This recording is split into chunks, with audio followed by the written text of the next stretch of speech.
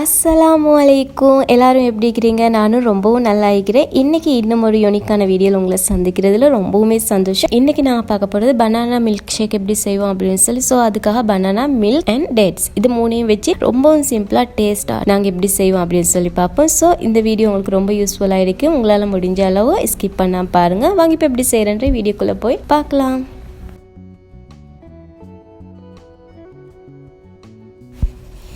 First ஒரு 10 dates மட்டும் நான் 1 ஹவருக்கு முன்னாடியே நல்லா ஊற போட்டு வச்சுருந்தேன். சீடெல்லாம் ரிமூவ் பண்ணிவிட்டு இப்போ பாருங்கள் அது நல்லா ஊறி வந்துக்குது. அது கூடவே milk powder, sugar, vanilla essence, 2 banana நான் எடுத்துக்கிறேன். ஸோ நான் இதோட அளவுகள் உங்களுக்கு டிஸ்கிரிப்ஷனில் கொடுக்குறேன். வேணும்னு நினைக்கிறவங்க செக் பண்ணி பாருங்கள். இப்போ இதெல்லாம் நாங்கள் பிளெண்ட் பண்ணி எடுத்துக்கொள்வோம்.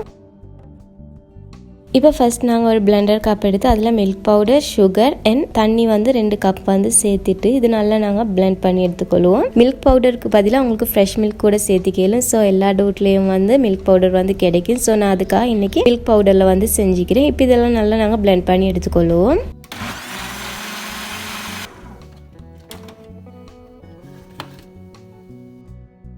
இப்போ பாருங்கள் மில்க் ரெடி பண்ணியாச்சு. இதில் நாங்கள் எடுத்து வச்சுக்கிற பனானா ஒன்று ஃபுல்லாக நான் அப்படியே கட் பண்ணி சேர்த்திக்கொள்கிறேன்.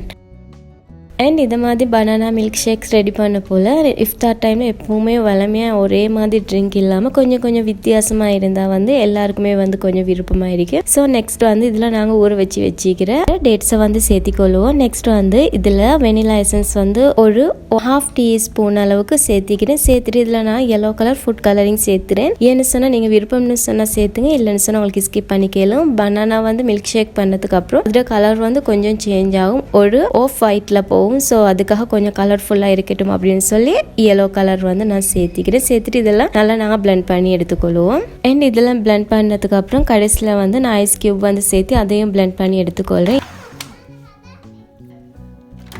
இப்போ சரியாக எல்லாம் பிளெண்ட் பண்ணி எடுத்தாச்சு. அண்ட் இதுக்கு எம்பன் பனானா மட்டும் சேர்த்தா மட்டும்தான் நல்லாவே இருக்கும். மற்ற பனானா சேர்த்தினோம்னு சொன்னாக்க அந்த பனானா டேஸ்ட் சரியாக வராது. ஸோ கட்டாயம் நீங்கள் எம்பன் வாழைப்பழத்துலேயே ட்ரை பண்ணி பாருங்கள். மற்றதெல்லாம் வீட்டில் இருக்கக்கூடிய இன்க்ரீடியன்ஸ் வச்சு தான் நான் உங்களுக்கு சொல்லிக்கிறேன். நீங்களும் கண்டிப்பாக ட்ரை பண்ணி பாருங்கள். ட்ரை பண்ணி பார்த்துட்டு மறக்காமல் உங்கள் ஃபீட்பேக் என்னன்றதை காமெண்ட்டில் சொல்லுங்கள்.